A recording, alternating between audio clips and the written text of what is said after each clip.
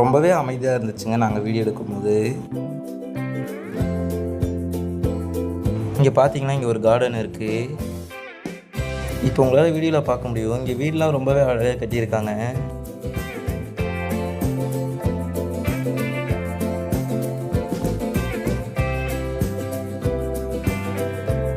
இப்போ பார்த்தீங்கன்னா இங்கே ஒரு ப்ளே ஸ்கூலுமே இருக்குது, ஹனி பீஸ்.